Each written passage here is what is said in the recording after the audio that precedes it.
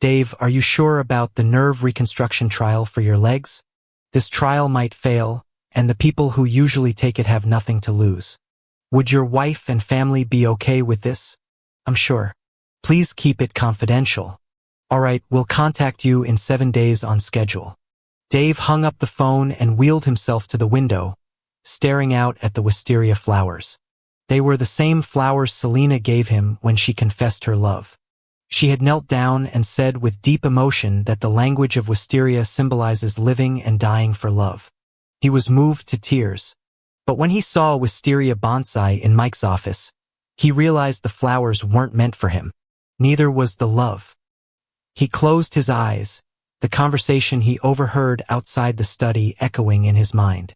Selena, 3 years ago you pretended to be a thug and kidnapped Dave. He lost his legs and got kicked out by his parents. Mike finally got his wish. I see he's been trying so hard to treat you right over these 3 years. Maybe you should forget about Mike? Dave froze as he was about to push the door open. Fear crawled up his spine. The talking voices belonged to his brother John and his model wife Selena. 3 years ago, he was about to get engaged to someone from a wealthy family. But right before the engagement party, he mysteriously vanished. Everyone thought he ran away because he didn't want to commit. What really happened was he got held hostage for a week. During that time, he was blindfolded, beaten, and humiliated. He could never forget that rough, manipulated voice of the female thug. Not gonna run. Are you? I'm breaking your legs. Let's see how you run now.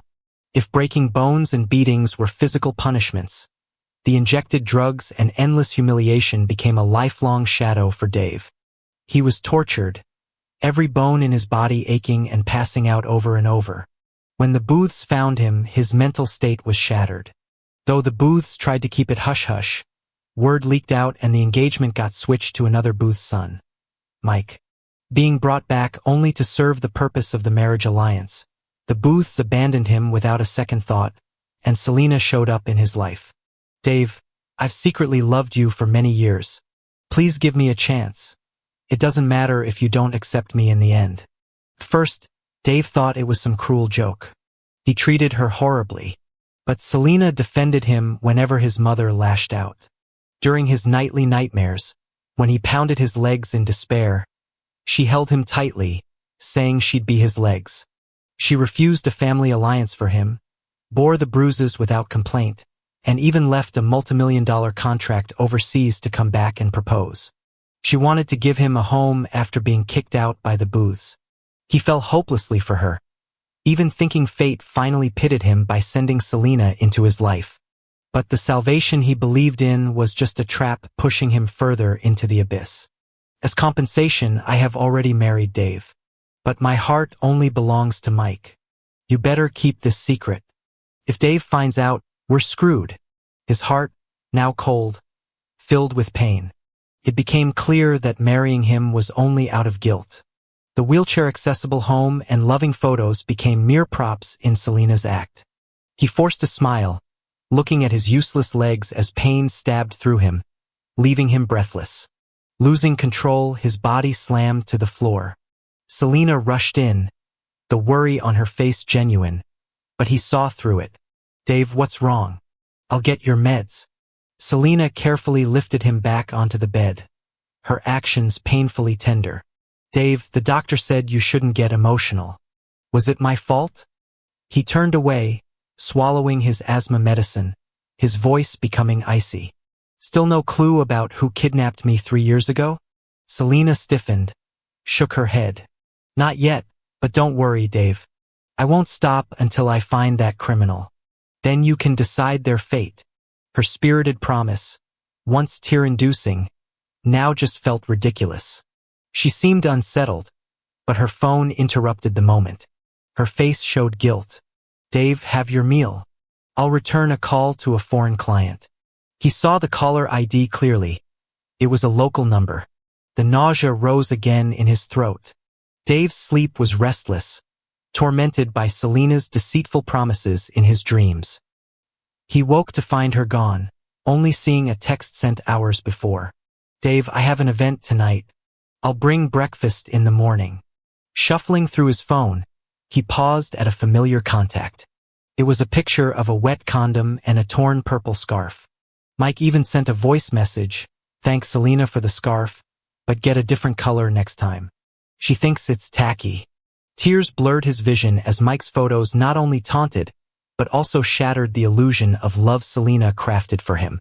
The woman he spent countless days with was secretly with another man all along. Sickened by the thought, he couldn't stop retching. After pulling himself together, he made a call. "Could you help draft a divorce agreement?" "As soon as possible." Downstairs in the open kitchen, Selena saw Dave coming down and rushed to push his wheelchair. "Dave, we're visiting the old house this morning and seeing the booths in the afternoon. Don't worry, your mom and dad won't make things hard for you. Worst case, we just adopt a kid." Mentioning kids made Dave snap up his head. The trauma from being kidnapped 3 years ago still haunted him, making intimacy hard. At that time, the woman had hugged him tenderly, saying it was okay. But now, thinking back, she was probably scared of getting too close, fearing he'd uncover something about her over time. "No, I don't want to." Dave avoided her touch and stared at the breakfast on the table. The seafood porridge glared back at him. He's allergic to seafood. Selena knew, yet she brought it anyway. Seeing the usually gentle Dave fall silent, Selena thought he was upset because he didn't come home last night. "Dave, are you mad? I swear last night was just a work thing. Eat your breakfast or your stomach will hurt. When you hurt, I worry so much." Selena's voice was soft as she coaxed him, swallowing down his allergic complaint. "There's no point explaining to a woman who doesn't love you."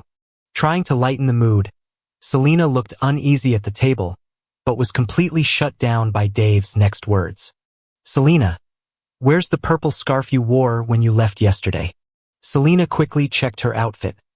The black choker was one Mike picked for her this morning. "Got stained during drinks. Sent it for dry cleaning with my assistant." Hearing the lie he expected, Dave nodded calmly but felt even colder inside. She thought he believed her, but deep down, he knew he'd never trust this woman again. The White's villa. Just a few steps in, Selena's mom's chatter with Mike reached them. "Mike dear, you're such a good boy. If not for Dave, you'd be the perfect son-in-law for us." From Dave's view, Selena's mom was holding on to Mike affectionately, a smile he hadn't seen in 3 years. Selena coughed twice to interrupt, flashing a gentle smile. "Mom and Dad, I brought Dave back to see you. These are gifts he carefully picked out." Selena's mom barely gave a glance, responding begrudgingly, pulling Selena to sit by her side. Dave was used to being ignored and wheeled himself to the couch. "We heard. Selena says your health isn't fully restored yet?" Selena's mom jumped in before Dave could react. "Been married 3 years and still no kids. People might wonder if one of you has a problem, you know?" Dave's face flickered, his eyes searching for Selena, who had always defended him, countering her mom. But this time, her gaze was on Mike, charmed by his every move, completely ignoring Dave. An awkward silence lingered, and Mike, pretending to be the nice guy, grasped Dave's hand a bit too tightly. "Mr. and Mrs., Dave knows his past mistakes. Maybe let it go for my sake?" Dave winced, instinctively pushing Mike, who conveniently fell, playing the victim. Selena rushed to help Mike, only relaxing once she saw no injuries, then turned harshly to Dave. "Mike spoke up for you, why push him? What if he got hurt?" Dave clenched his outfit, saying nothing. Selena didn't wait for explanations, siding with Mike without question. No point speaking further. With that, Dave lifted his head, catching the fleeting smug look on Mike's face. After lunch, Dave wheeled to the front seat, finding Mike there on his phone. Before Dave could say anything, Mike spoke up. "Dave, Selena insisted I shouldn't cab home alone. She insisted on riding with her." "Why the front seat, though?" Before Dave finished, Selena briskly ushered him to the back seat, folding his wheelchair, speaking earnestly. "Dave, Mike gets car sick easily. He'll feel better up front. Be considerate." As the car moved, the blurred world outside raced past. Dave, head heavy, thought about how Selena used to massage him and recline the seat whenever he felt motion sick. He also got car sick, maybe even worse. Did she forget? No, she hadn't. She just didn't bother faking it for him when Mike was around. Arriving at the booths, the sunlight bathed the scene. Through the window, Dave's mom and John waved eagerly towards the car. Dave knew their smiles and waves were meant for Mike. He used to bend over backward for their approval, even getting Burns mastering T-skills his mom loved. He combed through data, crafting business plans for John. But nothing could outshine Mike's sweet talk, and all his efforts were brushed off as useless by his mom. Returning to reality, Dave watched the carefully tended glory flowers in the yard, his expression lost as a woman's impatient voice cut through. Dave, Mike's got stomach issues lately. You know a doctor, right? Get Mike some help. But remember, keep it simple. He hates hassle.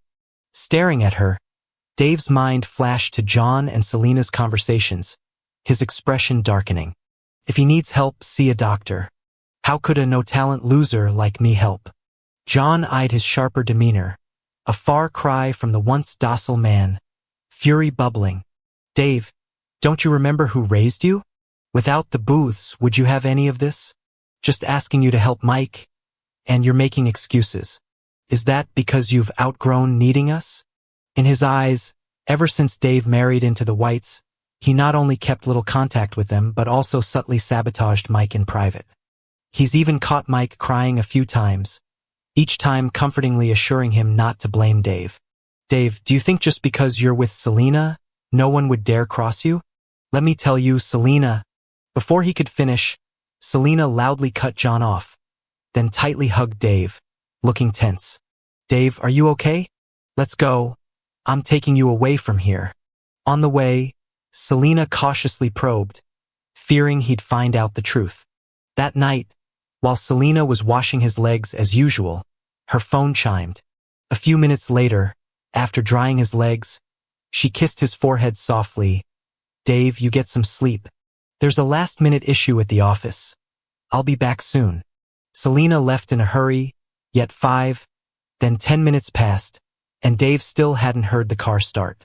Struggling, he got into his wheelchair and rolled down the ramp. The door was ajar, a thin strip of light peeking through. Dave clutched his palm, his eyes peering through the gap at the figure inside the car. Sounds of soft pants were distinct in the night, the car swaying gently, the people inside shifting positions.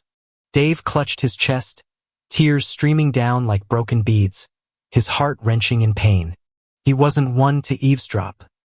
He stiffly turned his wheelchair back to the bedroom, drying his tears. He didn't know how long had passed when a warm body snuggled up behind him, the grip around him almost desperate. Mike, don't go, Mike, he heard her murmur. Fighting back the bitterness, under the moonlight, Dave looked at the whispering woman, her face full of affection. Yet, she fooled him over and over, playing him like a fool. Compulsively, Dave picked up the phone from under her pillow and tried Mike's birthday. Sure enough, it unlocked. On the screen was a youthful photo of the two of them. Opening the album, there were over 6,000 photos all about Mike. The notes detailed Mike's dislikes and preferences, even his regular therapy dates. The notes stopped on Mike's wedding day, 3 years ago. 2 sentences summed up everything Selena felt. Mike, I love you. Even though you married someone else, in my heart, you'll always be my one and only groom. I'll always remember. Mike, your promise that you'd be with me every year on this day. Dave vaguely remembered that for 3 years, on Mike's wedding anniversary, Selena would disappear. Turns out, she was spending the day with Mike, while he waited foolishly for her until dawn. Tears blurred his vision, and Dave curled up, feeling icy all over. Just a little longer, 5 more days.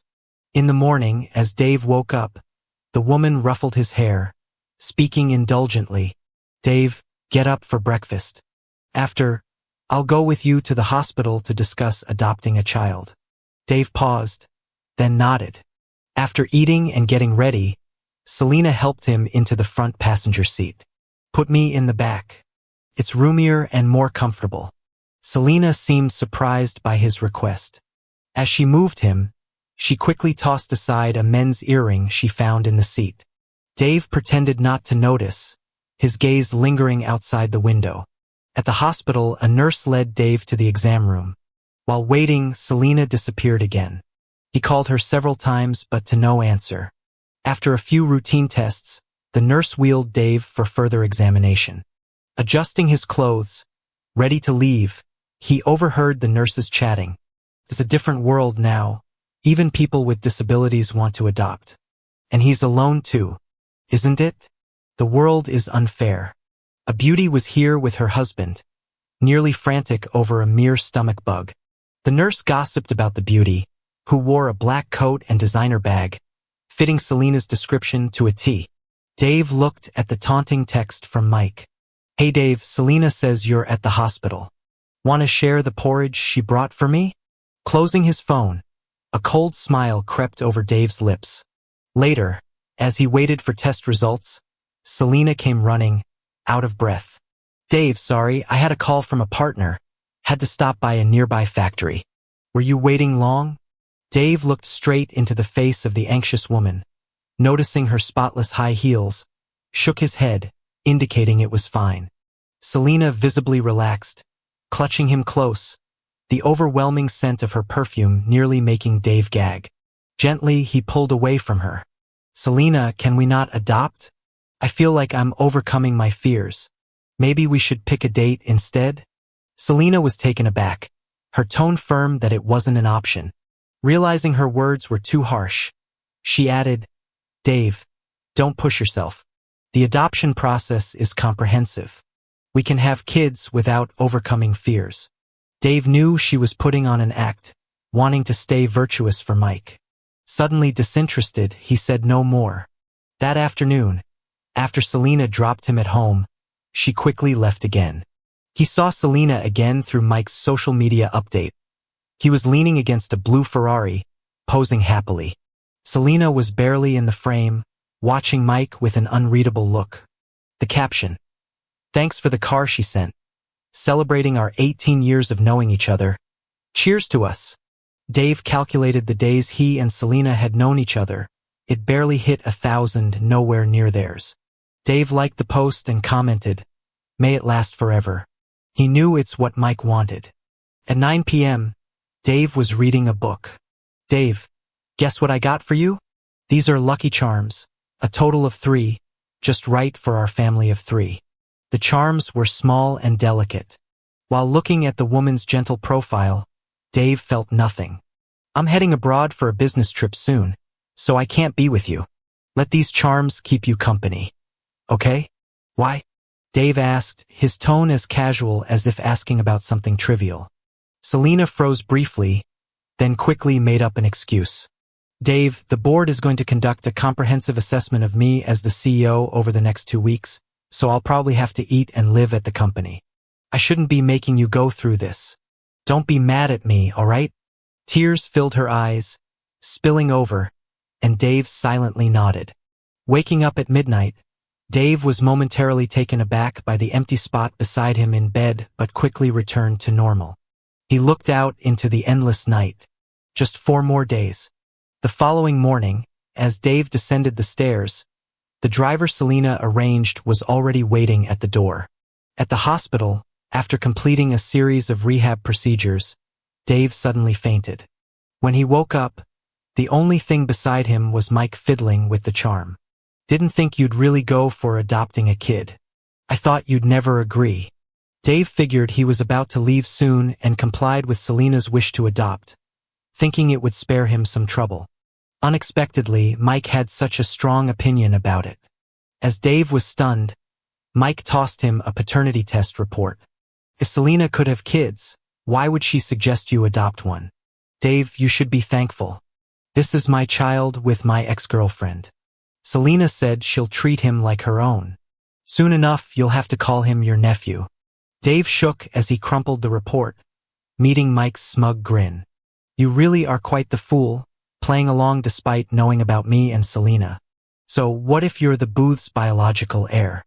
They only love me."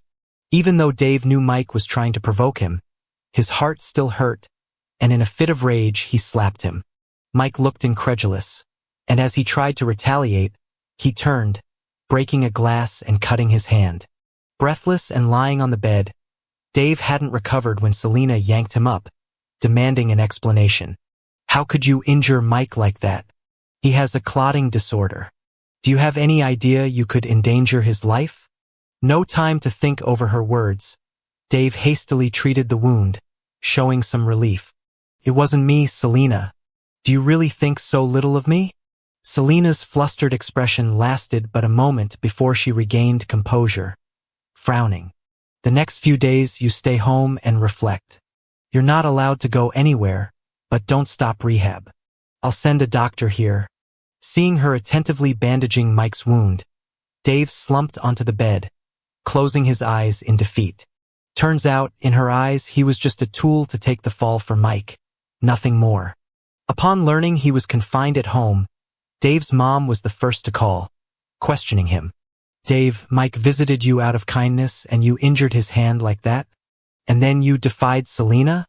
Have you gone mad? Dave swiftly hung up, blocked her, and softened as he glanced at the divorce papers just sent by his lawyer. The doorbell rang incessantly, and having no intention of opening it, John eventually forced his way in. Dave, Mike hasn't been able to sleep from the pain in his arm, and you have the nerve to sit here? What do you want, to inflict the same injury on me so I suffer with Mike? John's face flushed, recovering quickly and forcing Dave to apologize to a pale Mike. With every cry Mike let slip, John grew angrier. Apologize. Don't make me get rough. Dave steeled himself and stared John in the eye. I did nothing wrong, so why should I apologize? John's fists clenched. With a nod, the bodyguards rushed forward, pinning Dave to the ground. The weight on his shoulder blades was so painful tears welled in his eyes.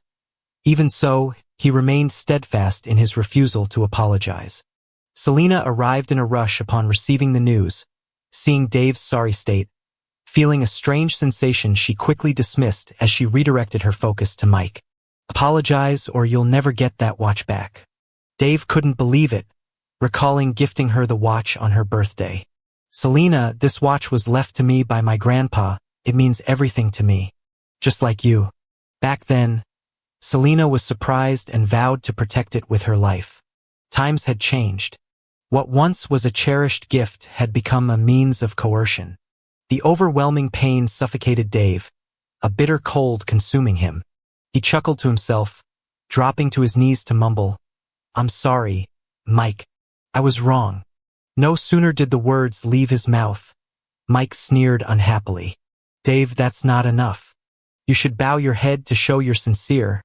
Did you forget how good you used to be at it? Grinding his teeth, Dave glanced at an irate Selena and a smug John, swallowing down his resentment. The sound of his forehead hitting the marble echoed through the living room. Every bow drove pain deeper into his heart. Not sure how many times he did it, Mike mercifully declared he wouldn't pursue it any further, and Selena coldly turned her back. In the mess, John's mocking words replayed in Dave's mind. Deep in thought, he pressed the number he knew by heart. Do me a favor. Kidnap 2 people, one being Mike and the other, me. Selena returned to the villa the next morning, spotting him asleep on the couch, her lips involuntarily curling into a smile. As long as Dave stays in line as her husband, she'll make sure he never has to worry about a thing in his life. But he had to go and challenge Mike, which was a bad idea. It was only going to end badly for him. As she thought about it, the woman applied more pressure with her hands. Feeling the sting of the alcohol on his forehead, Dave's eyelashes fluttered, and he woke up. His eyes were cold, wanting nothing to do with her. But as he tried to move his wheelchair, Selena held him in place. Dave, I know I was tough on you last night, but it's for your own good. Was having him kneel without reason her way of showing she cared, her way of protecting him? Dave swallowed his words and said nothing because trying to explain was pointless, a waste of energy. Selena picked up a few clothes and quickly left, but not before telling Dave to work on his rehab. Soon enough, a doctor and nurse arrived at his place. The nurse winked at him as she entered the living room, making Dave chuckle a bit. Dave, don't you recognize me? It's Ben. And this is my sister, Maria. Bet you didn't expect to see us. Ben clapped Dave on the back excitedly as he wrapped him in a bear hug, looking at him with concern. I saw that jerk's car earlier. I watched Mike laughing it up in the passenger seat. Maria quickly gave her brother a knowing look. It's fine, I'm used to it, Dave said with a small smile. In 3 days, we'll go with the plan from last night. But I'll need Ken and Samuel to play the bad guys. You two will back me up. Maria nodded, handing him some tonic medicine and carefully explaining how and when to take it. Dave accepted it with a smile, gratitude warming his heart, thanking them earnestly. Come on, Dave, it's no big deal. 7 years ago, if it wasn't for you, my brother and I would have probably been torn apart by that rich punk's attack dogs. Plus, I went into nursing because of you, Maria started to say before Ben hurriedly covered her mouth, leaving after saying a few more things reluctantly. Before noon, Selena sent someone to take Dave to a photo studio. Dave, take some pictures of Mike, all right? I spent the morning helping him try on suits, and he didn't like any of the photos the photographer took. I remember you won some photography awards before. Dave didn't move his wheelchair, merely staring at the flash of lights. In the blur of his vision, he recalled the thug's words, also Selena's, "Come on, don't be shy. You've got nothing left to hide. Take a few more shots." His body jerked, and the camera slipped from his hands. Nearby, Mike screamed, "Dave, you don't want to help me with the anniversary photos, but you didn't have to drop the camera. That thing is a collector's item from Selena, worth millions." An angry force pushed Dave's chin up, forcing him to meet Selena's livid eyes. "Dave, I brought you here to help, not to cause trouble. Can't you stand seeing Mike do well? If that's how it's gonna be, then you're punished to reflect in the darkroom storage until we're ready to leave." Dave stiffened. The thought of being in the dark since his kidnapping 3 years prior terrified him. But he gritted his teeth and grabbed at the woman's sleeve. "I didn't mean to, I'm scared of the flash." When I see it, before he finished, Mike laughed like it was the best joke. "Selena, isn't Dave hilarious? Who's afraid of flashlights? Maybe Dave's done something shady." The woman's expression iced over, a reminder of the photos taken 3 years earlier flashing in her mind. She hesitated a moment, with Mike clinging to her arm. "Selena, how about this? Just let him wear a blindfold and stay in the dark room for 2 hours, not all afternoon." Without even thinking, Selena agreed, instructing the guards to take Dave, wheelchair and all, into the room. The darkroom was pitch black, and the blindfold blocked whatever little vision Dave had. His heart raced, palms sweaty. Unpleasant memories flooded back. The laughter outside the door sounded like a magic spell working against him. Selena's low, merged voice overlapped with the kidnappers from years ago, and Mike's steady breathing made him dizzy and uneasy. He slammed his hand against the door repeatedly, but those outside stayed unbothered. Mike had everyone put on headphones minutes ago, engrossed in viewing his runway show. Dave's shivering didn't stop. Falling from his wheelchair, he crawled toward the door, his legs numb from feeling. Blood from his arms soon stained his clothes, and as he touched the sticky substance, he passed out. Upon waking in the hospital room alone, Dave glimpsed Selena outside, her voice carrying into the room. "Doctor, can the muscle relaxant dose be increased?" Dave's blood ran cold, pain in his right arm bringing him back to a harsh reality. "Selena, a higher dose means Dave really won't walk again. If he hadn't been on it for 3 years, there was a chance his legs could heal. Are you sure you don't want to reconsider?" "No need. Just fill it. Payment will hit your account soon. Just keep quiet." Even though he already knew Selena's true colors, her willingness to do anything for Mike still shocked Dave. He pounded his legs a couple of times, heavy with guilt. How had he fallen for Selena's game? Before he could delve into this thought, footsteps approached. The smell of smoke was unmistakable. It was John. "Selena, Mike told me when Dave fainted, you dashed over to put him in the ambulance. Didn't hear Mike calling you, worried, weren't you?" The smell grew stronger, the heavy scent of cigars filling the room. the woman's voice raspy. What are you worried about? Just afraid something might happen to him, then Mike would have to handle all the trouble. Plus, I told the doctor to up the dose of sedatives. Once it's all done, he won't even be able to get out of bed to bother Mike. To be honest, Selena, you're way more ruthless than me. Makes me look soft as his brother. As the footsteps faded, Dave couldn't hold back his emotions any longer. Tears started falling one by one, and he almost lost his voice from crying. He tossed the talisman into the trash. Staring into the endless night, he wore a grimace worse than crying. He comforted himself, only 2 more days, a little more patience. Late at night, as Dave was getting ready for bed, Mike sent a photo of them together. Selena was looking lovingly at him all dressed up. Just taking a costume photo and Selena wouldn't even wait for you to wake up. Dave. That's pretty sad. Dave remembered the past 3 years when Mike used to mock him with his sweet looks. Back then, Dave thought Mike was just jealous of him. Turns out he was played like a fool by these people. How pathetic and ironic. Seeing Dave didn't answer, Mike dangled an olive branch, saying Selena agreed to take him to the beach to unwind the next day. My brother already agreed to go. Leaving you at home would make us look bad. Like we don't care about disabled people. Half an hour later, Selena sent a message echoing Mike, saying, the driver will pick you up at 8 a.m. tomorrow. Come to the beach and relax a bit. Dave didn't reply. He printed out the divorce papers he just received, signed them, and left them on the coffee table, counting down the last day. By the time Dave got to the beach, Mike and Selena were already there. John handed Mike a juice. Dave, you should have some too. Selena had these oranges flown in from N-City. They're super sweet. Dave didn't take it. He simply said he was allergic and turned his wheelchair toward the sea. After a while, his phone buzzed with a message from Maria. They had just knocked Mike out and moved him onto the yacht. Before he could put his phone away, Selena hurriedly asked, have you seen Mike? He said he was changing into his swim trunks. Where'd he go? John dragged Selena away, irritated, saying, Selena, what are you talking about? It's not like he can get up and help us find Mike.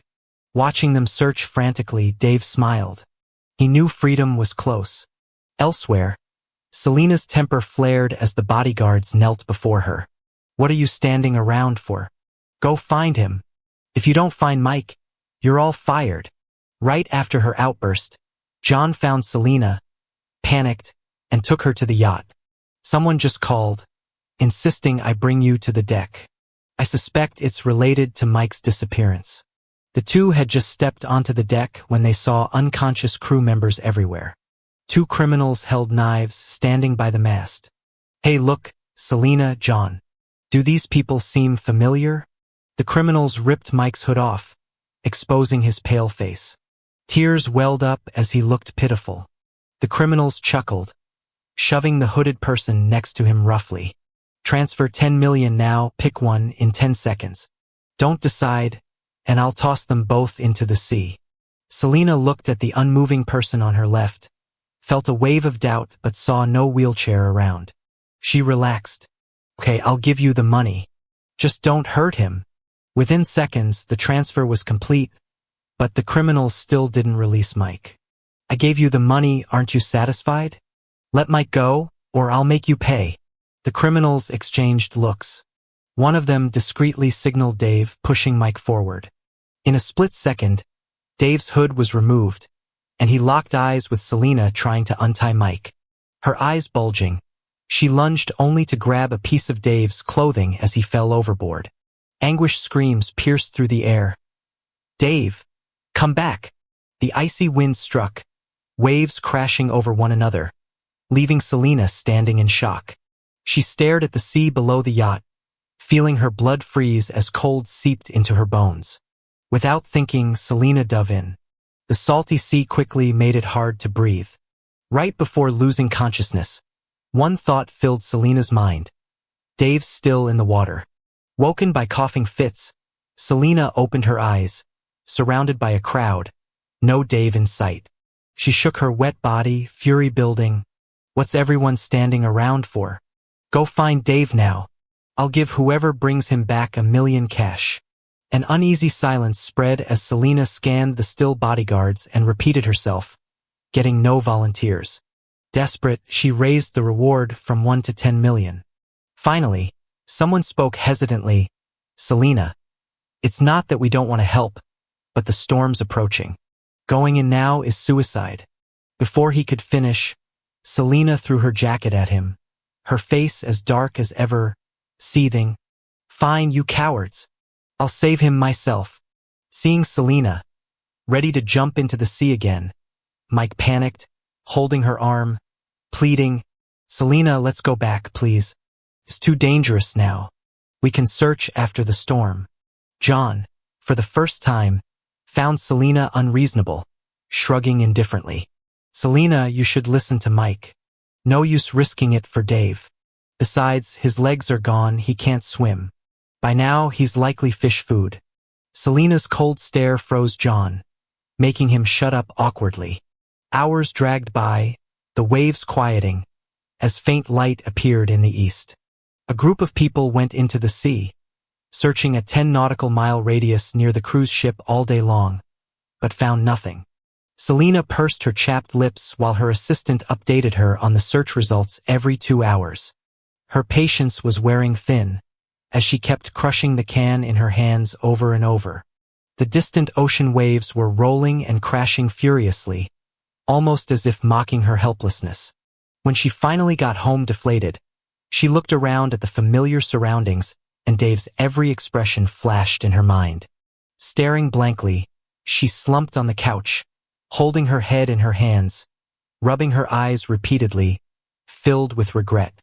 The thought that Dave might still be in the icy waters terrified her. She kept assuring herself it couldn't be.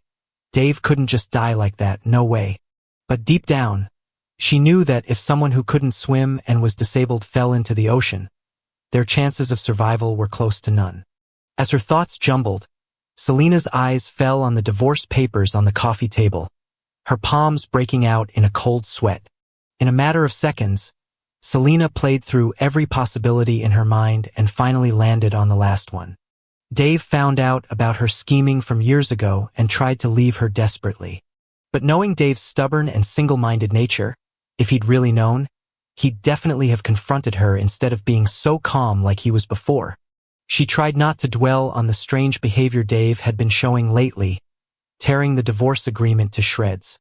She decided she needed to head back to the cruise ship personally. Just as she arrived, a team of rescue workers with their gear were getting ready to leave, avoiding Selena like the plague. From afar, the silhouette on the second level of the ship directing everyone was none other than Selena's mother. Selena jogged up to the second deck, fuming. "Mom, what are you doing here causing trouble and sending people away? Dave is still in the sea. He'll die if we don't save him." Selena's mother glanced at her daughter, whose hair was a mess and clothes crumpled, and snorted. "That cripple has been in the water a whole day and night. It'd be a joke if he's still alive." "For him, Selena, do you need to wreck yourself like this? You know you love Mike. Now that thing isn't here. It's the perfect chance to get closer to Mike." Selena gritted her teeth, anger written all over her face. "Mom, mind your own business. I know what I need to do. We can't withdraw people. I'm not allowing it." Leaving her words, she marched towards the mast. As she was putting on a life jacket, John tapped her on the shoulder. "Selena, ever since last night, you've been so busy saving that cripple. Did you even look at Mike? Who's more important, Mike or that cripple? Don't you have a clue, Selena?" The resentment and unwillingness in John's eyes strangely reminded Selena of a similar look in Dave's eyes, and her heart ached for a moment. "I know, but I can't just stand by and watch him die," Selena said firmly, lowering her head to avoid John. But he tripped her, making her fall to the ground. "Selena, you're still in denial. I think you're falling for that cripple. How could you do this to Mike?" Clenching her jaw from the pain, Selena pushed John away and started to get on the lifeboat when Mike came over. "Selena, don't be mad at John. He's just straightforward. We all know if Dave were still alive, wouldn't it be by now?" "Enough. Mike was taken aback by Selena's anger. Normally, she would have held him, but today, Mike's appearance bothered her. She didn't understand why everyone was so certain Dave was dead, thinking she was doing something pointless. She refused to believe it. As long as the person hadn't been found, there was still hope. From that day, Selena dropped everything and spent days at sea, searching with the rescue team for any sign of Dave. On the fourth day, the team finally found something. It was the windbreaker she couldn't grab in time. Hope turned to disappointment once more, and Selena felt worse. She could barely sleep these days. Every time she tried to close her eyes, the scene of Dave being pushed over kept playing in her mind. If only she could have acted a second sooner, she might have been able to save Dave, might have kept him from sinking into the sea. The guilt and regret filled Selena with unbearable pain and panic, leaving her heart heavy with sorrow and almost suffocating her. On the seventh day, the head of the rescue team approached Selena, explaining the rescue mission was no longer necessary. "Selena, I understand how you feel, but we all know your husband couldn't swim, and his legs weren't working. With waters this deep and rough, it's unlikely he survived." "I'm sorry." Selena staggered, unable to stand properly, wanting to speak but finding her throat too dry. She gripped the windbreaker tightly, running her fingers over the buttons as tears fell onto her hand, blurring her vision. As the crowd dispersed, Selena could no longer hold in her emotions, crying uncontrollably, pounding her fists against the deck until they were red and bloody. Finally, she stopped, a bitter smile on her lips. "Do you think Dave would blame me for not saving him, for causing this to him? Well, if his legs were okay, would he still be alive? But his legs were broken. He couldn't move anymore." The assistant sighed, watching Selena cry in pain, then suddenly snapped to attention. With a thud, Selena collapsed on the deck, unconscious. Selena had a long dream, where Dave survived but was with another woman. Jealous and livid, she wished the woman would disappear. Just at the critical moment of confrontation, she jolted awake. Opening her eyes, Selena struggled to sit up, finding her whole body weak with her throat parched. As she drank water, her secretary burst in, startled at first, then stammered, "Selena, thank goodness you're awake. Your mother, she arranged for your husband's funeral. It's today." The glass shattered on the ground, and Selena, in a panic, grabbed her assistant's tie, demanding to know the truth, paying no attention to the pain in her foot. "Of course, it's true. Ever since you fell into a coma just yesterday, Madam's been busy talking about the funeral for your husband." Despite being furious, Selena ignored the doctor's orders and checked herself out of the hospital, heading straight to the funeral. As soon as she got out of the car, 2 rows of huge wreaths stung Selena's eyes. Ignoring any protests, she shoved them over and stomped on them. She then instructed the bodyguards to rip down the white cloth from the hall and kicked the officiator out in front of everyone. People who recognized Selena went silent, watching silently as the woman entered the hall. Selena's mom saw her, shocked as she'd expected her to still be in the hospital. But before she could speak, Selena grabbed a mic at the front and announced, "Thanks for coming today, but please leave now. My husband's not dead, so there's no need for a funeral. Those hoping for his death can leave too. If you don't go now, don't blame me for what happens next." Her voice was firm and authoritative, filled with a commanding presence as she scanned the room. The hall erupted into whispers, all talking about how deeply Selena loved her husband, refusing to leave his side. Dave's mom, on the right side, nearly had a heart attack with anger, clutching her chest as a pale-faced John supported her. Mike hadn't expected Selena to say in public that Dave wasn't dead. Thinking about how cold Selena had been to him these past few days, Mike dug his nails into his palm, cursing Dave under his breath.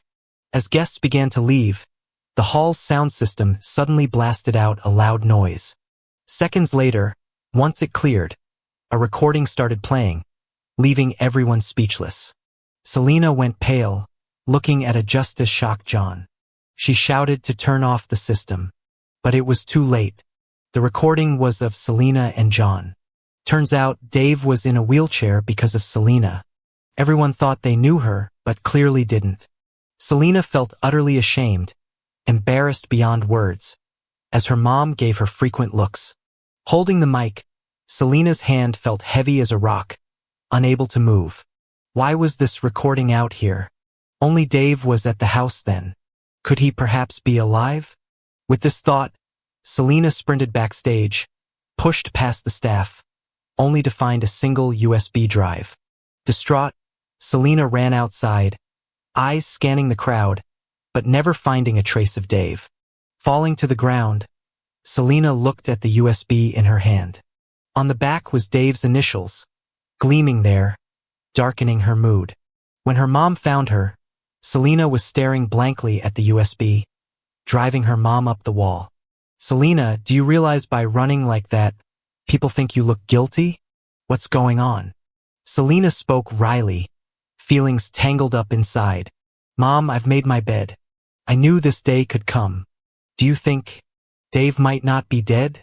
Maybe he knows everything and decided to punish me. He could be nearby. Selena's mom, seeing her daughter in such a crazed state, cried out, insisting the bodyguards take Selena to the car as she mumbled to herself. In the car, Selena's phone wouldn't stop buzzing. Messages from nearly everyone tied to her and Dave flooded in, questioning her. Selena, what happened? How could you do this? How could you betray Dave? I'm disgusted for Dave. To sleep next to someone so vile, you deserve the worst. Selena, acting like you're all in love, but you were stabbing him. Karma's watching. You'll regret this. Shutting her phone, Selena's heart ached. If Dave could come back, she'd welcome any punishment if it meant he was there. As soon as she stepped out, she felt the eyes on her, full of hate, shock, and anger. Closing the door, blocking out the world, she held Dave's photo close, sitting down with empty eyes. Tears fell uncontrollably, and she looked at that smiling, handsome face, the heartache unbearable. Dave, I messed up. I really messed up. Please come back. I can't do this without you. Her plea dropped into silence, casting a solitary shadow in the dim light. As she groggily woke, a noise caught her attention. She looked up and locked eyes with Mike. He paused with Dave's picture in hand, nudging a bag of Dave's things with his foot. Selena glared, her face darkened with anger, causing Mike to flinch. Selena, Mom told me to pack Dave's stuff. We need to move on. Before he could finish, she snatched the bag, shoving him aside, her voice fierce. Who gave you the right to decide? Why are you throwing Dave's stuff out? Get out. Her voice was full of anger, venom that made Mike shiver, reluctantly leaving. After he left, John called, most likely to defend Mike. Anticipating this, Selena swiftly blocked both their numbers, tossing her phone and downing more alcohol. The booze didn't numb her pain. Instead, it made Dave's image clearer. Suddenly startled awake, she found her hands empty, reality crushing down on her. Dave only willing to exist in her dreams. From then on, she clung to alcohol, day and night blending together until she was drunk. Only then could she see Dave again. The night Dave fell into the water, Maria and her crew swiftly got him to the East Coast. After that, she went with Dave by boat to J Country, then transferred to a plane, and finally made it to F Country 3 days later. Ben stayed behind to keep an eye on Selena and her crew's activities and boldly released the audio of Selena and John. In the Consil laboratory in the town of Les Eaux in F Country, the assistant was recording Dave's information. 20 minutes later, Dave was taken to the spacious and grand office to meet Professor Consil. After a brief explanation, the professor examined Dave's legs, frowning deeply. Dave, hello. Have you taken any medication for muscle atrophy before? These drugs have been in your system for a long time. You've come a bit late. To be honest, our experiment might not be much help for you. Dave turned pale, his whole body swaying, and Maria quickly supported him. Please, we came from Z Country almost risking our lives, just for this bit of hope. Professor Consil, I believe you won't give up on any patient. The old man's face darkened, He sighed several times, and then asked for Dave's opinion. Dave's eyes were bright, his words firm and powerful, insisting on giving it a try. Professor Consil finally agreed, and from then on, Dave lived near the lab. Every day, hormones surged through Dave's legs, causing him excruciating pain, his face twisted in agony. In just 5 days, his legs were covered in a dense array of needle marks, bruised and bruising, quite frightening. Even during treatment, even with anesthesia, Dave could still feel the stinging electric current spreading throughout his body. Often in less than 20 minutes, he was drenched in sweat, and by the end of a 2-hour session, his clothes were soaking wet. Maria saw everything, watching as Dave grew thinner. Though it pained her, she respected Dave's decision. She specially sought out traditional mugwort, hoping to aid Dave's recovery on top of Professor Consil's treatment. 2 months passed, and Dave's legs gradually improved. One afternoon, they finally regained sensation. When Maria heard this good news, she was so excited that she skipped lunch and rushed to the training room to bring Dave nourishing hot soup. After that, Maria's moxibustion massage went from once a day to twice daily, while Dave's rehabilitation exercises intensified. Everyone awaited a miracle, especially Dave.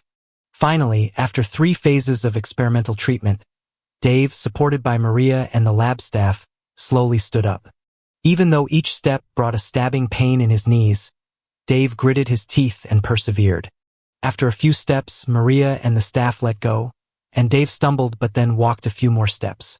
Thunderous applause erupted, and Professor Consil sincerely exclaimed, "Dave, you are truly the most determined person I've ever seen. Hardly anyone endures through the neural regeneration experiment. But you did it."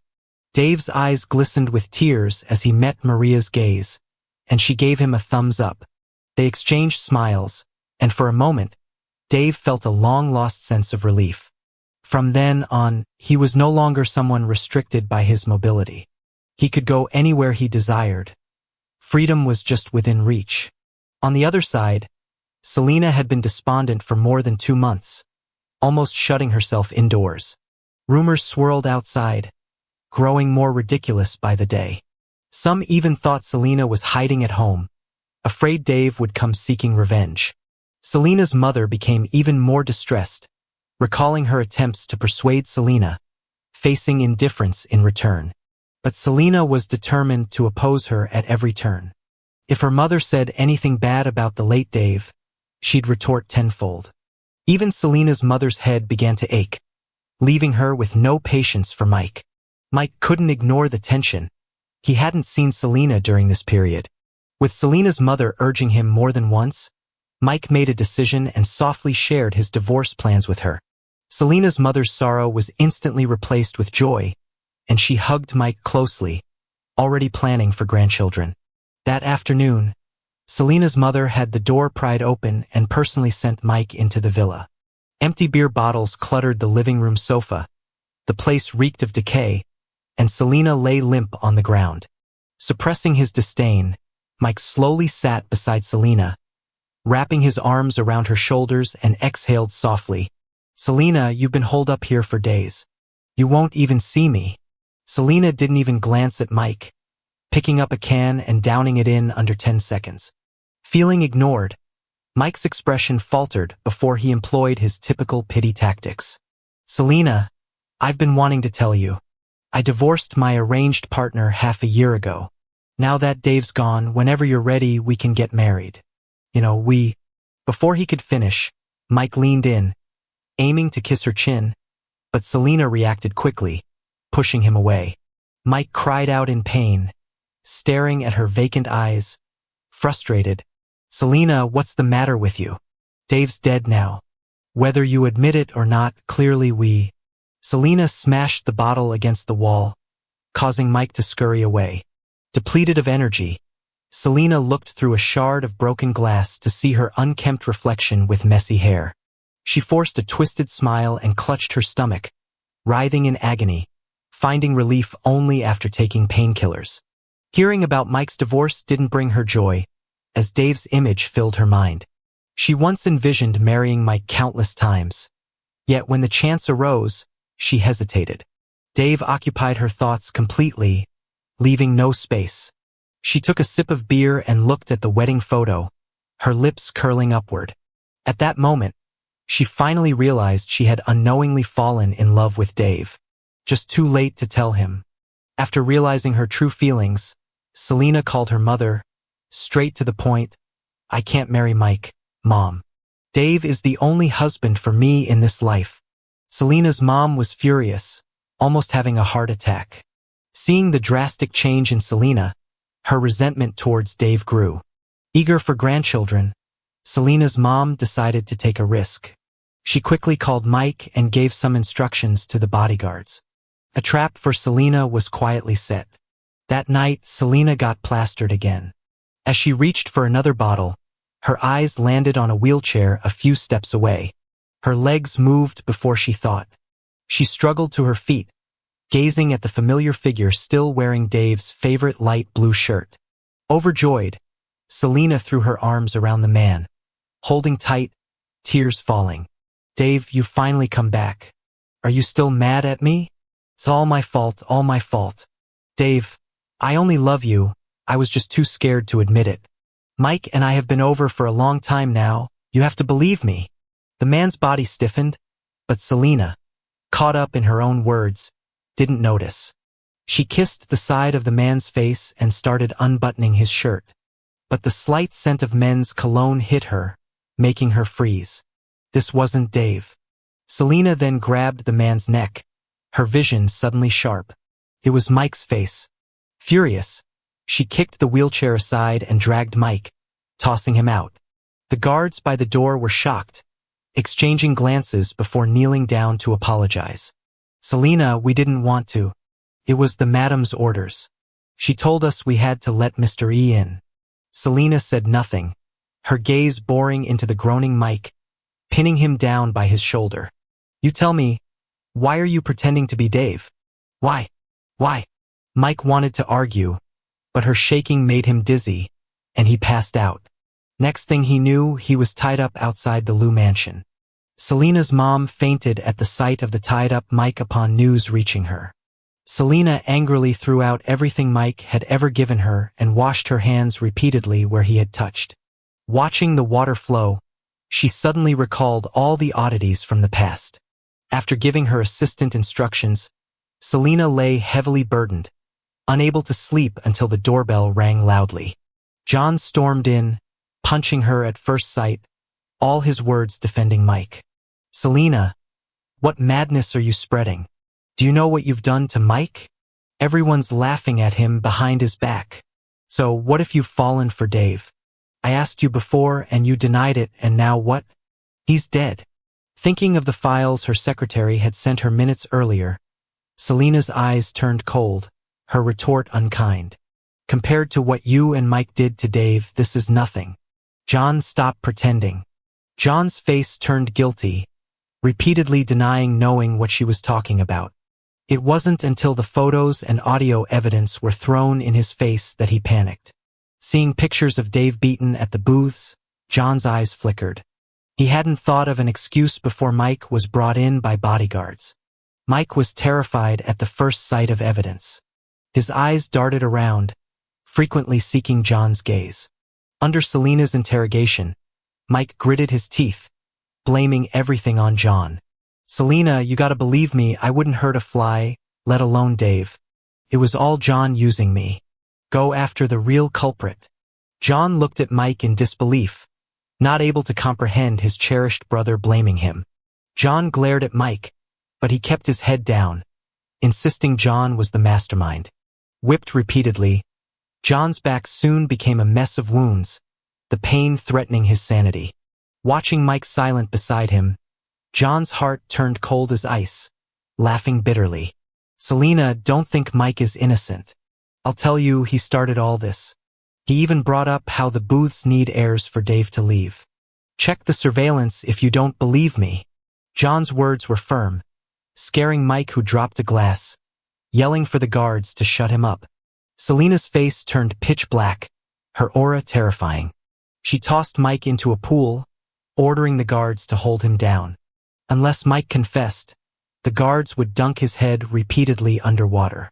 After a few rounds, Mike confessed everything. He admitted to framing Dave for theft, making him kneel in the rain all night and plotting to embarrass Dave.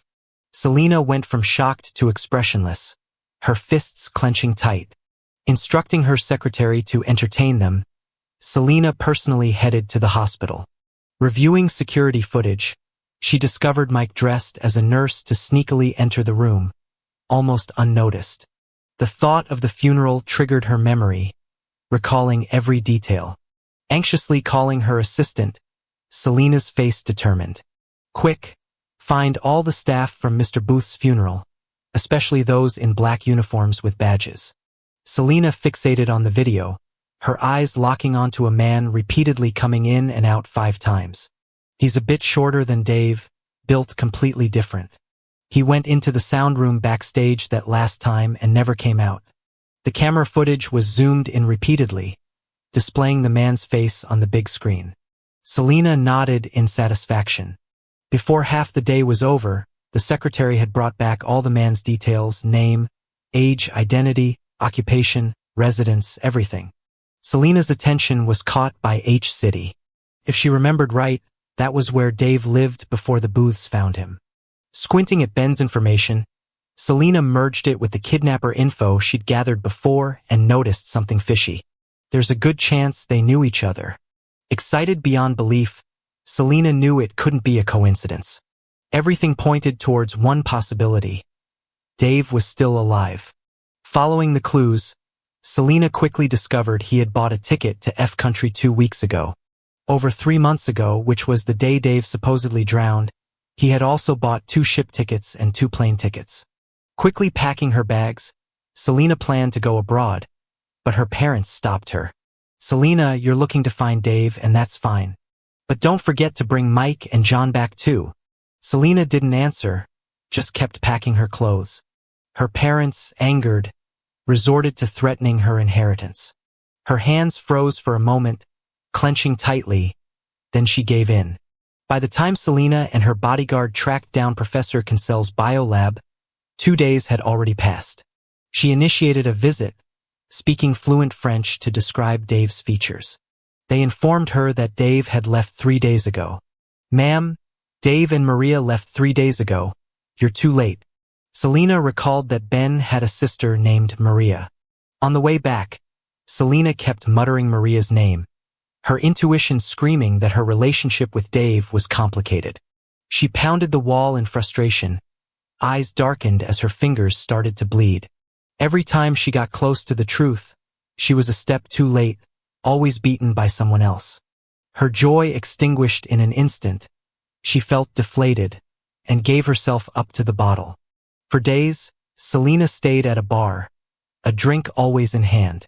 Even with her striking looks, turning down every advance, hoping one of them would be Dave. But he never appeared.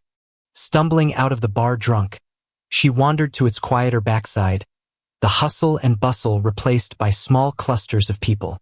Walking aimlessly, she turned a corner and saw a familiar silhouette. In a moment of clarity, Selena followed the figure for about 10 paces, stopping in front of a tall building. He halted, the crossing lights dancing around his silhouette, merging him perfectly with Dave, as if they were the same. Fighting back tears, Selena jogged to catch up, stopping about 5 meters away, when a stranger appeared. She threw an arm around his shoulder, chatting and laughing intimately. In that moment, Selena saw her face. It was Maria. Standing frozen, Selena's gaze fixed on the man's hand resting on Maria's shoulder. Without thinking, she pushed Maria aside. Selena beamed at the sight of the familiar face she'd yearned for, wrapping Dave in a tight embrace. "Dave, do you know how much I missed you these days? How could you leave me for so long?" The man stood still. Selena's joy dissipated as she faced his indifferent eyes. Sheer panic set in. "Miss, I don't know you. Please let go or I won't hesitate to call the police." His French was laced with a southern accent, his gaze cold and unfamiliar. Before she could process, Maria kicked Selena to the ground. "Drunkard, stay away from us." Months of frustration burst out of Selena, crumbling under the man's detached stare. She cried out her struggles. "Dave, don't you recognize me? I'm Selena, your wife. Do you know how long I've been searching for you? Come, Dave, come back with me, and I promise you'll be the head of the whites." The man chuckled dismissively. "If you're going to be crazy, find someone else." Still hopeful, Selena leaned in closer, but then noticed the absent mole behind his ear. She froze. Was he really not Dave? As she pondered, they vanished into the building, leaving Selena lost and bewildered on the curb. She stood at the door a long while, leaving only when urged by security, memorizing the address before she left. Back at the hotel, she replayed everything she'd encountered. Why did he look like Dave but lack the mole and have his legs intact? She recalled his habit, the way he knelt and looked her in the eye, his left hand subconsciously tapping 3 of his fingers. That was Dave's gesture. She'd never forget. Desperate, Selena leaped out of bed, threw on her coat, slipped on hotel slippers, and rushed back to the building. "Excuse me, I'm looking for an Asian couple who stayed here. Can you tell me where they are?" The front desk ignored her. Panicking, she offered all the euros she had. Satisfied, the clerk nodded. "They're gone." That one sentence shattered Selena. She tried prying for more, but they just shook their head. Dizzy and unsteady, she stumbled down the steps. Unaware, she missed a step and crashed to the ground, losing consciousness. When she woke up again, it was just her assistant by her side. She couldn't help but shout, "Go find him, to where I was found." Dave stayed there. It's Maria who influenced him to leave. "Hurry, go." Selena was so emotional. She yanked on her injured shoulder, crying out in pain. After anxiously waiting at the hospital all morning, the assistant came with some hot porridge, looking down, explaining, "Selena, we still can't find him. We've searched everywhere. People are suspicious and won't say much." The spoon in Selena's hand hit the table hard. She was breathing heavily, her shoulder bleeding, and she said weakly, "Offer money. 1,000 euros for information, and 100,000 if they help me find him." After that, many people came forward with information, some just trying to take advantage, causing chaos in the search. One afternoon, when Selena was irritated by all the mixed messages, the assistant brought good news. Someone saw Dave and Maria on a flight back to S-City and learned they planned to settle there. Selena looked at a photo of her and Dave, showing a smile she hadn't had in a while. "Dave, I'm coming for you." As soon as Selena got to S-City, she contacted the police, who quickly found Dave and Maria's address through the local registry. It was a quaint little villa in the suburbs, and the garden was covered in wisteria vines. The former owner mentioned Dave bought the place for the wisteria. Selena thought of the moonflowers in the White's backyard, blushed, and called her housekeeper. "Remove the moonflowers and plant wisteria instead. Make sure they're the best flowers and beautiful." After giving instructions, Selena checked herself in the mirror, satisfied. Taking advantage of Maria leaving around 8 a.m., Selena had a bodyguard press the doorbell. The door opened, and a visibly tense Dave stood in casual clothes. Selena couldn't hold back anymore, holding roses and kneeling. "Dave, I finally found you. Don't deny it, you're Dave. Your little habits can't fool me. Dave, come back with me. I'll spend my life making it up to you." Dave, expression unchanged, looked down at Selena and gave a cold smile, slapping her on the left side of her face. "Selena, why should I forgive you?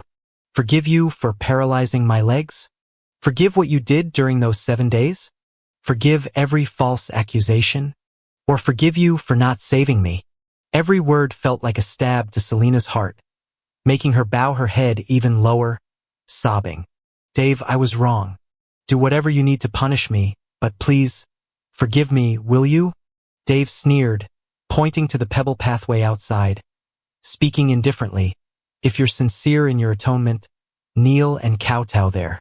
Don't you remember forcing me to do the same? Now it's your turn." The cold ground touched her forehead repeatedly, the pebbles painfully digging into her knees. Yet Selena kept bowing, each time whispering, "I'm sorry." An hour passed, then two, the whole morning. Her forehead was bleeding heavily, and her voice was hoarse, yet Dave didn't stop. The assistant, unable to watch any longer, begged Dave, telling of their difficult journey to find him. Dave stirred his coffee, took a sip, and finally called out, "Stop it." Selena was overjoyed, and her assistant hurried to help her up, but Dave splashed most of his coffee on her. "I've seen enough, Selena. Go back. I'll call you if I ever need to see someone kneel again." Selena, eyes darkened, anxiously tugged at his pant leg, falling to her knees, crying, "Dave, what do I need to do for you to forgive me? Are you happy to see me like this, Dave?" Of course, seeing the once arrogant Selena so miserable is even better than TV. "There's plenty that makes me happy, and seeing you suffer is one of them." Dave flicked Selena's bloody fingers away, gave her a disgusted look, and shut the door. Selena beat on the door powerlessly, screaming Dave's name, but he ignored her. When Maria returned home from work, holding carefully chosen brownies, her good mood disappeared seeing Selena. She tried to drive Selena away, but Selena insisted she would wait for Dave. Maria, initially ignoring her, couldn't when Selena tried to slip into the house as she entered. The pent-up anger burst, and Maria punched Selena, knocking her down. Growing up in the slums, Maria learned to fight and even took up martial arts later. Selena's two bodyguards were weak and not her match. After a couple of rounds, Maria easily took Selena down again and issued a final warning: "If you keep bothering Dave, I'll deal with you every time. Next time it'll be an arm, then a leg. Get out and keep our front yard clean." With the help of her bodyguards, Selena got up and looked through the window, seeing Dave and Maria having a cozy lunch. Her nose tingled. Once, she and Dave were that close, but now it's all gone. Dave really won't forgive her. By the time she returned to G-City, it was already evening, and as soon as she entered the villa, the aroma of something delicious filled the air. Walking into the dining room, Selena saw Mike and the nanny busy in the kitchen. Mike's face lit up when he saw her. "Selena, you're finally back. Must have been tiring in Country F, right? Go rest. Look, I made a whole seafood feast." Seeing the familiar sweet shrimp, Selena's mind immediately recalled Dave's seafood allergy. That day, she had given him a box of seafood porridge that Mike barely touched. The guilt was overwhelming. Remembering his harshness earlier, she barely had the strength to speak. How could she have been so reckless? She knew about Dave's allergy. Mike waved his hand in front of her, offering a bowl of seafood porridge with pride. "Selena, I simmered this for over 3 hours with sea cucumber and dried scallops. Try it." 3 hours earlier, Selena had just boarded a plane. Yet somehow Mike knew she was coming back. Thinking it over, Selena looked sharply at her assistant, who nervously confessed, "Selena, it was the madam. She said if we don't regularly update her on your whereabouts, we'd all be fired." "I'm sorry." Selena didn't say a word, feeling utterly ridiculous. In front of Mike, she had the bodyguards bring the caged Tibetan Mastiff. Watching it devour the whole table of food, even licking the plates clean, Mike was furious. "Selena, it was just a beast, and you haven't even eaten. There's more porridge in the kitchen, so how about—" Before he finished, Selena released the Mastiff, which knocked Mike to the ground, leaving scratch marks on his face. Mike scrambled away, and as Selena watched with a cut on her lip, tears silently fell. In the booth's living room, Dave's mother was tending to Mike's wounds, who was in pain. "Mike, weren't you cooking for Selena? How did you get hurt this bad?" Mike shook his head, his face twisted with malice. Across the couch, John clenched his newspaper tightly. Late at night, Mike looked over the private investigator's results and crushed the flowers on his balcony. Dave sure was lucky. Even when he almost drowned, he came back with healed legs. Picked up the phone, he made a call. "Interested in a job? $5 million when it's done. I want Dave gone." In the moonlight, Mike's figure appeared more menacing. Around the corner, John leaned against the wall, terrified. Back in bed, he couldn't sleep, thinking of past memories. When they were kids, Dave was always with him, with their parents often busy. They were close until Dave got lost because of John's carelessness, and John's parents constantly blamed him afterward. Soon enough, Mike arrived at the booths and became a recipient of John's guilt. When Dave was found, John was happy and scared, afraid that Dave would blame him for everything and sabotage him. Because of those feelings, John remained cold, ignoring Dave's attempts to make peace. Mike's complaints only made things worse for John. The memory of Dave nearly drowning haunted him. He thought of helping, but Mike urged him to do nothing. John knew Dave saw him as a coward who only protected Mike. Tears streamed down John's face as he stared at his contacts. He called, "We need to meet. It's about your safety." In the S-City Cafe, John looked at the well-dressed Dave with a sense of disbelief. Dave entered wearing custom shoes, nothing like the timid boy from before. "Congrats on your recovery, Dave," John awkwardly said. Dave frowned and asked about the issue. "Last night, I overheard Mike and his connections plotting to kidnap you. Be careful." Dave nodded, while John remained seated uncomfortably. Dave was about to leave, but John stopped him. "I'm sorry, Dave. After Selena confronted us, I realized Mike had been setting you up. I know I can't ask for forgiveness, but I wanted you to know I'm sorry." Bowing deeply before looking up with teary eyes, John spoke. Dave sat back down, gazing out at the doves flying by. "Do you think an apology fixes everything? Can it erase the hardships from when you left me to buy candy 15 years ago? Does it wash away the humiliation I faced when I returned to the booths?" John went pale, lowered his head, and in a small voice admitted his fault. "I'm wrong. I'm not deserving." "You're right. You're not. Don't think I don't know these apologies are just for your conscience." Dave responded, standing up.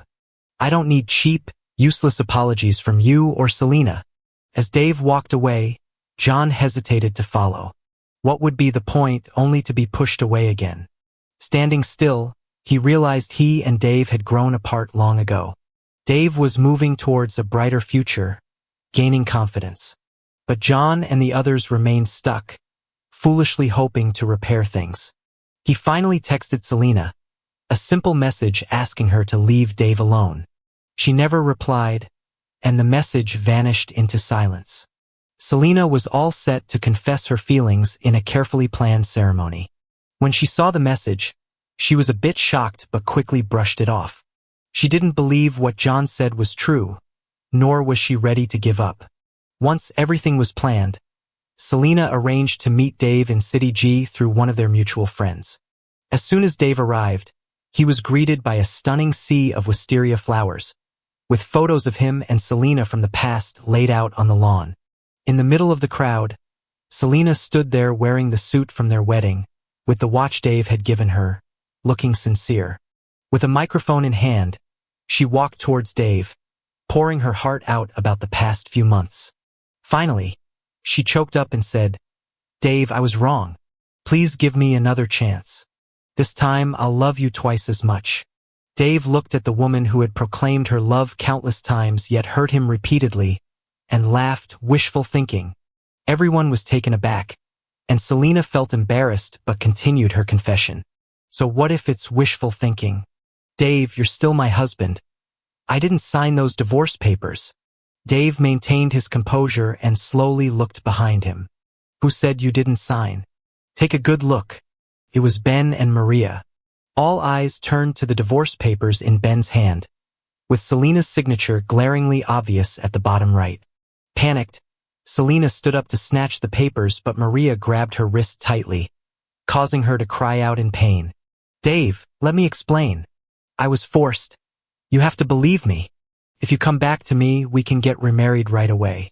We people like us always have so many things beyond our control. Dave, you should understand me." Someone in the crowd wanted to speak up for Selena, but Maria's glare kept them silent. She took out a document renouncing inheritance from her bag, tossing it in Selena's face, and mocked, "Selena, you can fool yourself, but not us.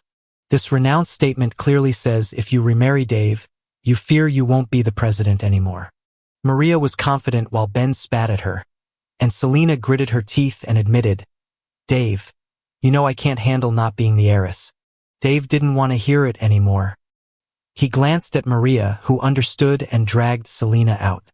As the crowd disbanded, Dave picked a wisteria bloom swaying in the wind and sighed. What a shame they were ruined by Selena. At the entrance, no matter how much Selena yelled, Maria stood guard. As a woman herself, she could see through Maria's intentions and got even more upset, warning her to stay away from Dave. "What gives you the right to stop me from going after Dave? You're just his ex-wife, a nobody with no ambition." Finding it hard to breathe, Selena clenched her fist as she remembered the last time she was beaten, and her body froze. On the way back, Dave's indifferent face kept replaying in Selena's mind, while Maria's provocatively smiling face appeared. Frustrated, Selena hit the steering wheel twice. Lost in her thoughts, she didn't realize she'd sped up to 120 miles per hour, crashing into a turning truck at an intersection. The windshield shattered instantly, and a vision of Dave flashed through Selena's mind. "I can't die," she thought. She used every ounce of strength to crawl out of the overturned car, touched the blood on her forehead, and finally fainted. Meanwhile, Dave was getting ready to fly back to City S when he got a call from Selena's assistant. "Dave, no, Selena, she had a car accident." Ben paused mid-thought about dinner plans, watching Dave's calm face as he exchanged a look with Maria. "Dave, do we still—" "No need, head back as planned," Dave replied. "Selena's state means nothing to me." After dinner, Dave was distracted while working in his study. Maria knocked on the door, bringing him warm water and muscle relief pills, reminding him to take his medicine. He thanked her, not noticing the dosage was half of what it usually was. "Dave, didn't you notice something different about your medicine today?" Maria's reminder snapped Dave back to reality, feeling he'd been a bit off, and he took the other half of the pills. Maria sighed from the doorway, breaking the silence. "Dave, I know you can't stop worrying about Selena, and I understand it's not about whether you love her. If you want to go, I'll go with you." Dave didn't respond verbally but touched the empty space around his neck before softly saying, "Okay." By the time they reached City G Hospital, it was early the next morning. Shortly after arriving in the hospital room, Selena slowly came to, scanning the room until her eyes landed on Dave. "Dave, you're here. Why so far away? Didn't we just get married yesterday? I almost didn't make it to see you. Who's that with you?" Upon examination, the doctor could only conclude Selena had amnesia. Since then, Selena clung to Dave almost all the time, needing him even to help her dress sometimes. Mike became completely ignored, and Selena's mother didn't even bother pretending to be nice to her. "Can't believe you actually made it back in one piece. So your leg's fine, huh?" Selena's really lost her mind. "Talking to me doesn't change anything." Dave responded calmly. "I can leave anytime. But what about Selena?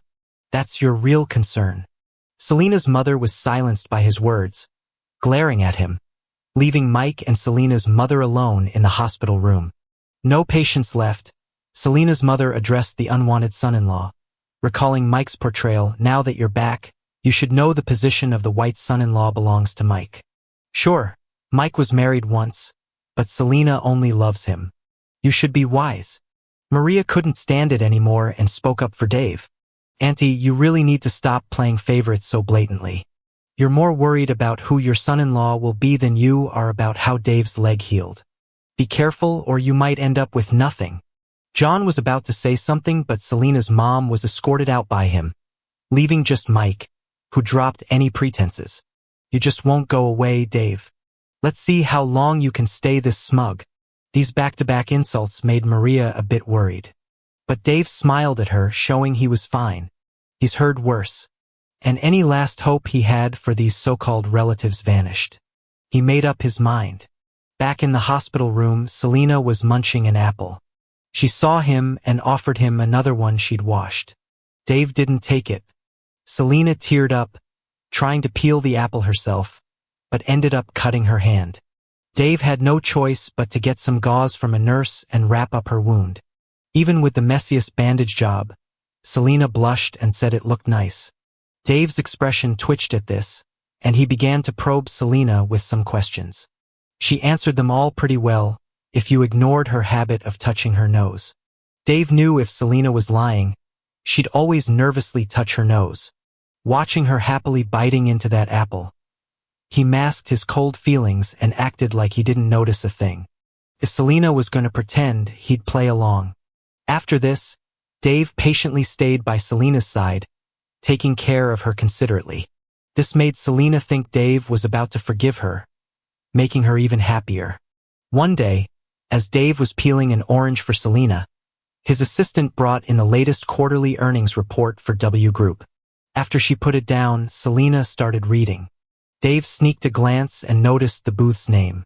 Casually, he asked, next quarter, are you still planning on using the booths for raw materials?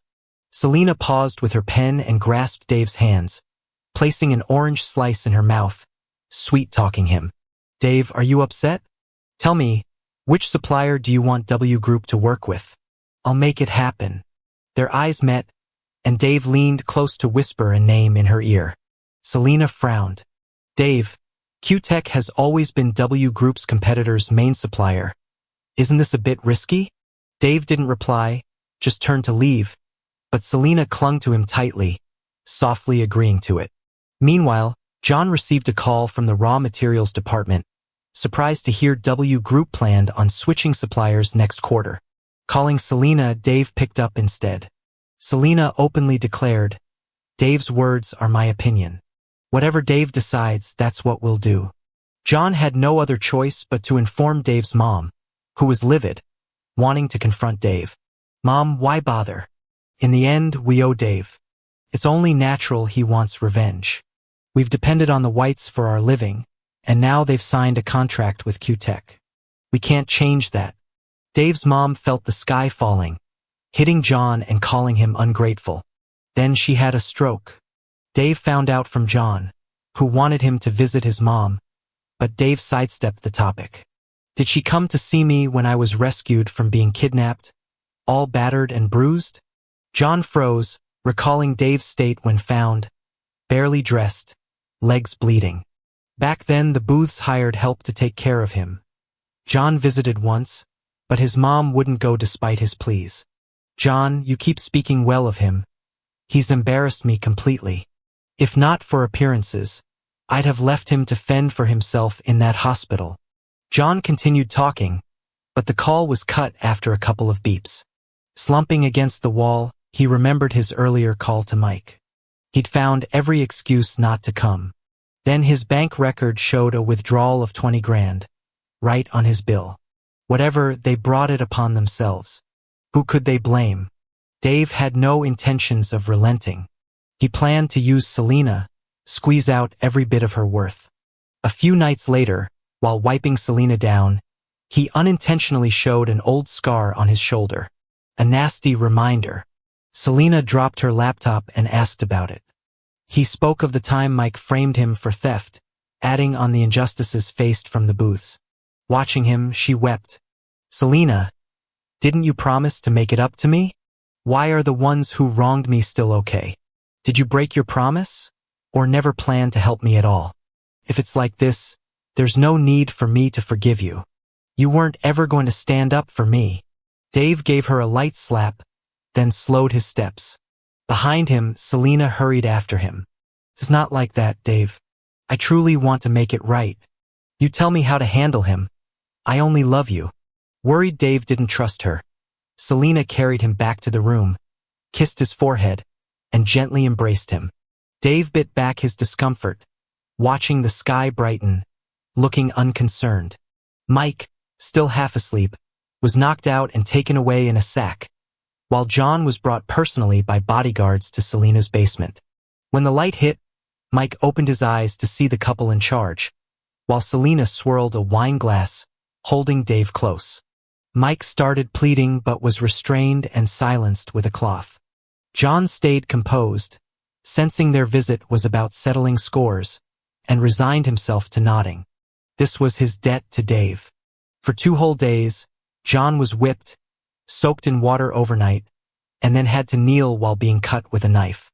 A red-hot iron branded his left shoulder, leaving raw and bloody flesh, which reminded John of the burn scar on Dave. Back when Mike's favorite diamond cufflink went missing, it was found in Dave's room. Mike forced Dave to kneel and apologize. Dave refused to admit it. In his anger, Mike punished him with kitchen charcoal to calm himself down. 4 years later, Dave's own methods were used against him. Karma works in strange ways. Mike wasn't any better off than John. He was almost tortured to death, with no unscathed spot on his body. But Dave was still unsatisfied. He turned to the woman he deeply loved. "Selena, do you remember everything from those 7 days?" She paused, her hand swirling a wine glass, quickly replying that she didn't remember. Dave simply shook his head. "I'll never forget. So hand Mike over to me. Isn't there an empty room over there?" Mike, lying there like a dead fish, scrambled up to Selena's feet, begging. "Selena, you can't give me to him, can you?" Dave swiftly slapped him twice, then locked eyes with Selena, refusing to back down. Selena motioned to the bodyguards, who dragged Mike away at Dave's request. Relentlessly, Dave turned towards the small room. Selena felt a pang of anxiety, thinking he might have realized she hadn't lost her memory. But she brushed off the doubts, comforted by their close days together. For 7 days and nights, Dave only left the small room a few times. Apart from him, no one knew what occurred inside. When Mike was finally hauled out, he was out of his mind, with festering wounds all over and his right hand completely broken. He shivered, rejecting any contact, occasionally muttering gibberish. Send him to jail and let John go. In the Whites' living room, Selena was serving Dave, urging him to eat more. Dave nodded, then casually asked, "Why no seafood porridge today?" Selena replied, "Dave, did you forget the last time I bought seafood porridge?" Mid-sentence, Selena realized something was wrong and snapped her gaze to Dave. He had already placed his chopsticks down, his eyes as cold as ice. Selena's face dropped as she realized she had slipped up. For a few seconds, she pondered how to explain, but Dave just waved it off, laughing. "No need to come up with excuses, Selena. Is there any point in pretending? I don't want to keep this act up. It's exhausting." Turning away, Selena hurried to hug Dave, her voice pitiful, apologizing repeatedly. Looking at the beautiful woman in front of him, tears shimmering, Dave gently wiped her tears with a handkerchief. "Tears, the best weapon, Selena. Are you sure you want to act pitiful for sympathy?" They stood close enough that Dave could smell her scent. Her throat moved as she whispered, "Dave, we're done. As for breaking my leg, your revenge is coming soon." When the door closed, Dave breathed a sigh of relief, seeing Maria by the car a few steps away, feeling at ease. "Dave, it's all planned." They agreed. "When do you think is right?" Thinking it over, next Wednesday should be Mrs. White's birthday. "Let's do it then." In 5 days, Dave and Maria gathered all their evidence and handed it to Ben, telling him to release it that day. Meanwhile, Selena tried to reach Dave several times, but he avoided her. Tuesday night, Dave watched from upstairs as Selena's car drove off. He marked the day off on his calendar. Maria, delivering milk, tousled Dave's hair, reminding him to rest early. He looked at the scars on his arm, thigh, and abdomen in the moonlight and drank the milk. "Selena, this is what you deserve." The next day was Selena's mother's birthday.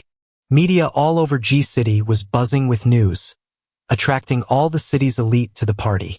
During the celebration, Selena exuded confidence and a warm smile.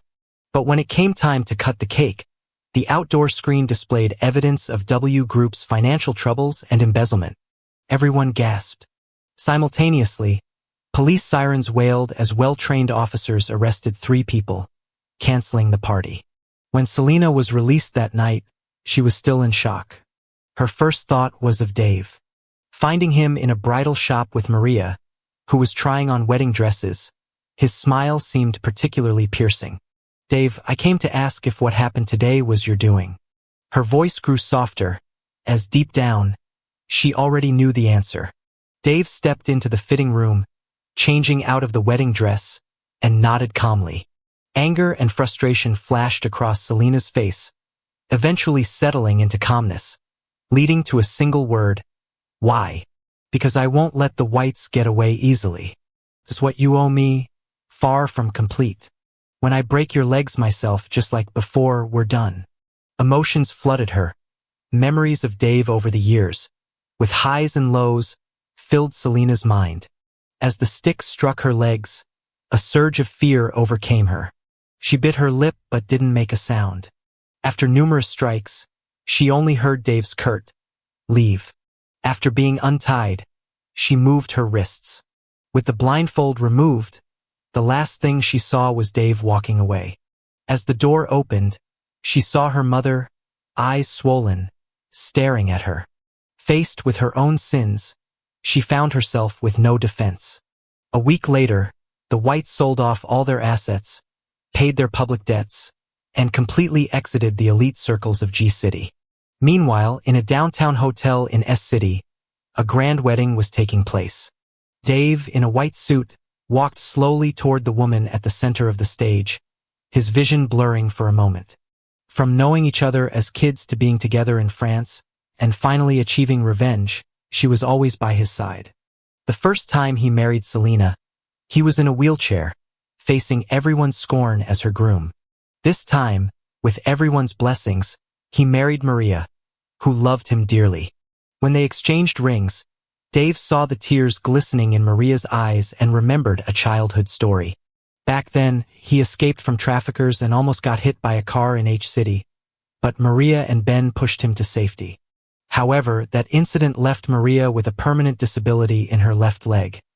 She walked with a slight limp, but it was hardly noticeable. As a little girl with tears in her eyes, she comforted him not to cry. Dave leaned in to kiss Maria's lips as friends cheered, tossing the bouquet to Ben. Watching the video Ben sent, Selena's eyes welled up again, fixating on the message. "Selena, you should know your way out of your league compared to my sister. If Dave hadn't decided to let it go, you'd probably be eating prison meals for life." John knocked on the door, seeing Selena hurriedly put away her phone. He asked what her plans were. She smiled bitterly, looking at the wheelchair. "What can I do now?" John patted her shoulder and handed her a letter from Mike. "I'm thinking of leaving with Mom. BS Group was tied to the whites, and now it won't last long.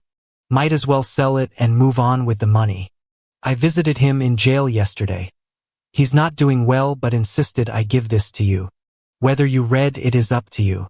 Selena tore up the letter in front of John and hesitantly asked, "Do you blame me for everything I did back then?" John immediately understood, nodded, and then shook his head. "This was all my mistake. It's only right to pay for it. However, debts can't be fully repaid. Instead of letting us off the hook, it's more like he wants us to live with guilt." Selena held the cold watch in her hand, causing her fingers to tremble slightly. She messaged Dave, asking to see him one more time, offering the watch as an exchange. Dave agreed. On the day they met, Selena got up early, specifically tying on Dave's favorite purple scarf. She hadn't expected Maria to be there too. Seeing them holding hands, Selena's eyes dimmed a little. After greeting them, Selena handed the watch to Dave, who turned around and put it on Maria. They didn't speak a word, communicating through glances with perfect understanding. As they got up to leave, Selena couldn't hold back and turned her wheelchair, calling out to Dave, "If there's a chance, when will we meet again?" He paused and said, "No need." Selena's hands dropped, her throat tightened, and her eyes stung.